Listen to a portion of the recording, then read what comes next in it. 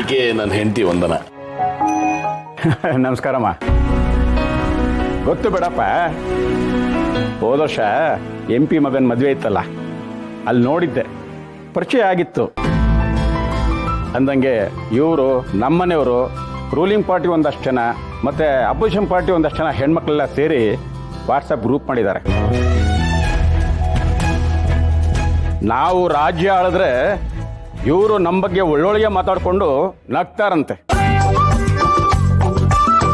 ಹೌದೇನಮ್ಮ? ಅಯ್ಯಯ್ಯೋ, ಹಾಗೇನಿಲ್ಲ. ಹೆಂಗಸ್ರೆಲ್ಲ ಒಂದ್ ಕಡೆ ಸೇರಿದ್ವಲ್ಲ ಅಂತ ವಿಶ್ವಾಸಕ್ಕೋಸ್ಕರ ಒಂದು ವಾಟ್ಸಪ್ ಗ್ರೂಪ್ ಕ್ರಿಯೇಟ್ ಮಾಡ್ಕೊಂಡ್ವಿ ಅಷ್ಟೇ. ನಾವು ರೂಲಿಂಗ್ ಪಾರ್ಟಿ ಅಪೋಸಿಷನ್ ಪಾರ್ಟಿ ಅಂತ ಮಾತಿಗೆ ಮಾತು ಬೆಳೆಸ್ತಾ ಇದ್ರೆ ಇವ್ರು ಒಟ್ಟಿಗೆ ಸೇರ್ಕೊಂಡು ಮಾತಾಡ್ಕೋತಾ ಇದ್ದಾರೆ ಅಂತ ಆಯ್ತು. ಈ ರಾಜಕೀಯ ಅಂದರೆ ಹಂಗೆ ಅಲ್ವಾ ಇವರು? ರೂಲಿಂಗ್ ಪಾರ್ಟಿ ಅಪೋಸಿಷನ್ ಪಾರ್ಟಿ ಅಂತ ನಾವು ಶತ್ರುಗಳ ಕಂಡ್ರು, ಮದುವೆಯ ಮುಂಜಿ ಪಾರ್ಟಿ ಅಂತ ಬಂದರೆ ನಾವೆಲ್ಲರೂ ಗೆಳೆಯರೇ ತಾನೆ? ನಿಮಗೆಲ್ಲರೂ ಗೆಳೆಯರೇ ಬಿಡಿ ನಾಯಕರೇ. ನೀವೆಲ್ಲರನ್ನೂ ಮನೆಯವ್ರ ಥರನೇ ಟ್ರೀಟ್ ಮಾಡ್ತೀರಾ. ಅಣ್ಣನಿಗಂತೂ ನೀವು ಜೀವದ ಗೆಳೆಯ ಅಂದ್ರೂ ತಪ್ಪಾಗಲ್ಲ. ಅಣ್ಣ ನೀವು ಮಾಡಿರೋ ಸಪೋರ್ಟ್ನ ತುಂಬ ನೆನಪಿಸ್ಕೊತಾನೆ. ದೊಡ್ಡ ಮಾತು, ದೊಡ್ಡ ಮಾತು. ಸುರೇಂದ್ರ, ವೀರಿಗಿರೋ ವರ್ಚಸ್ಸು, ಜನ ಬೆಂಬಲ ನಮ್ಮ ಪಾರ್ಟಿಲಿ ಬೇರೆ ಯಾರಿಗೆ?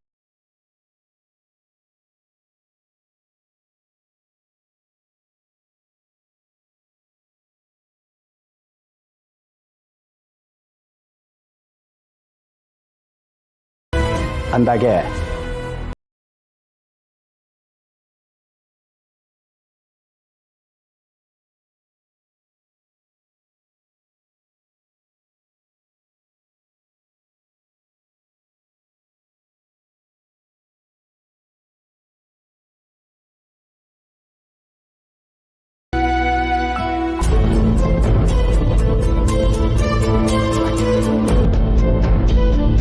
ಏನಪ್ಪ ಸುಬ್ಬು, ಏನಂತಾರೆ ನಿಮ್ಮ ಮಾವ?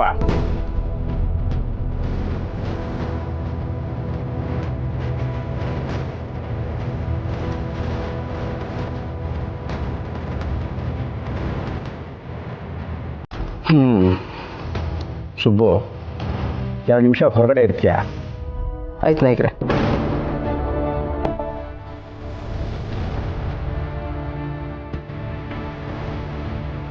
ವೀರೋ, ನಿನ್ನ ಕೋಪ, ನಿನ್ನ ಬೇಜಾರು, ಹಾಗಾಗಿ ದೊಡ್ಡ ಯಜಮಾನರ ಹೆಸರಲ್ಲಿ ಒಂದು ಕಾರ್ಯಕ್ರಮ ಮಾಡೋಣ ಅಂತ CM ಸಾಹೇಬರು ಹೇಳಿದ್ರು.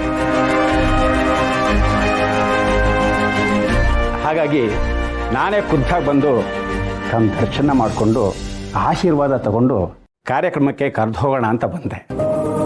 ಆಗ್ಲಪ್ಪ, ನೀವೀಗಲೂ ಅವರನ್ನು ಮನಸ್ಸಲ್ಲಿ ಇಟ್ಕೊಂಡು ಅವ್ರ ಕುರಿತಾಗಿ ಒಂದು ಕಾರ್ಯಕ್ರಮ ಮಾಡ್ತಿದ್ರಲ್ಲ, ಮನಸ್ಸಿಗೆ ತುಂಬ ಖುಷಿ ಕೊಡುತ್ತೆ. ಆದರೆ ಈಗ ನಾನು ಹೊರಗೆಲ್ಲೂ ಹೋಗೋದಿಲ್ಲ. ಅದ್ರ ಹುಮ್ಮಸ್ಸು ಇಲ್ಲ, ಆರೋಗ್ಯನೂ ಸರಿ ಇರಲ್ಲ. ನಮ್ಮ ಯಜಮಾನರ ಉತ್ತರಾಧಿಕಾರಿಯಾಗಿ ವೀರು ಇದ್ದಾನಲ್ಲ, ಅವನು ಬಂದರೆ ಆಗುತ್ತೆ, ಸಾಕು ಬಿಡು. ಅಲ್ಲ ಅತ್ತೆಯವರೇ, ದೊಡ್ಡ ಯಜಮಾನ್ರ ಹೆಸರಲ್ಲಿ ಈ ಕಾರ್ಯಕ್ರಮ ನಡೆಸ್ತಾ ಇದ್ದಾರೆ. ಪಾರ್ಟಿ ವರ್ಕರ್ಸು ಎಲ್ಲ ಕಾತರದಿಂದ ಕಾಯ್ತಾ ಇರ್ತಾರೆ. ದಯವಿಟ್ಟು ನೀವು ಬಂದಿದ್ರೆ ಚೆನ್ನಾಗಿರೋದು. ಇಲ್ಲ ವೀರು, ನಾನೀಗೆಲ್ಲೂ ಹೊರಗೆ ಹೋಗೋದಿಲ್ಲ. ಹಾಗೆ ಹೋಗೋದೇ ಆದರೆ ಮೊದಲು ನನ್ನ ಮೊಮ್ಮಗಳು ಶ್ರಾವಣಿ ಮನೆಗೆ ಮಾತ್ರ.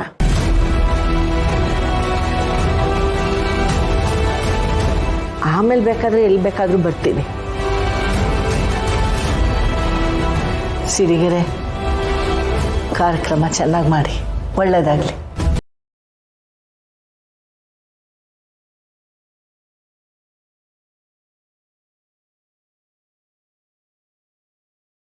ಎಲ್ರಿಗೂ ಸ್ಫೂರ್ತಿಯಾಗಿರಲಿ. ರಾಜ್ಯದ ಜನತೆಗೆ ಯಾವಾಗಲೂ ಒಳ್ಳೆಯದೇ ಆಗಲಿ. ನಾನು ಈಗ ಬರ್ತೀನಿ. ಸರಿ ಅಮ್ಮ ಅವರೇ.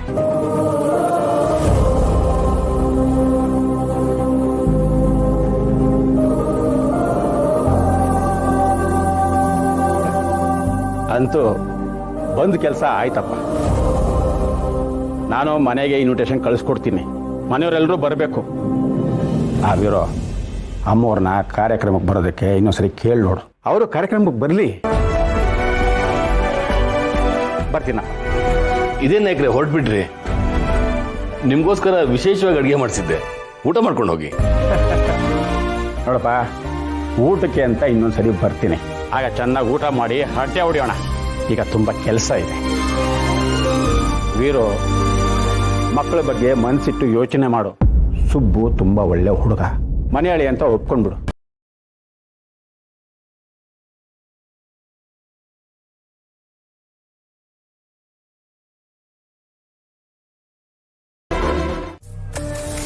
ಮಾಮ್, ನಂಗಂತೂ ನಿನ್ನೆ ರಾತ್ರಿಯಿಂದ ನಿದ್ದೆನೇ ಬಂದಿಲ್ಲ.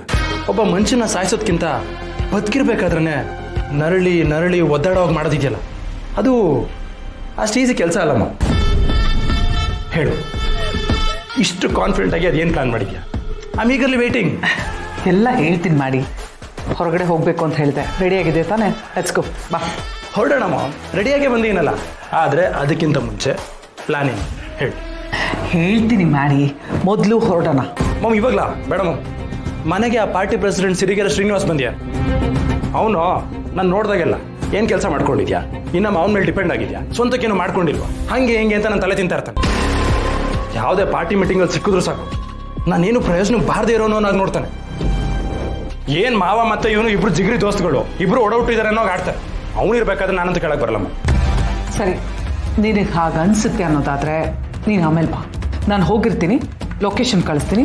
Just come there. Okay okay ma'am, ಇದು ಐಡಿಯಾ ಚೆನ್ನಾಗಿದೆ, ಹಾಗೆ ಮಾಡಿ. ಅಲ್ಲಿ ಸೀ ದೇರ್. Okay ma'am.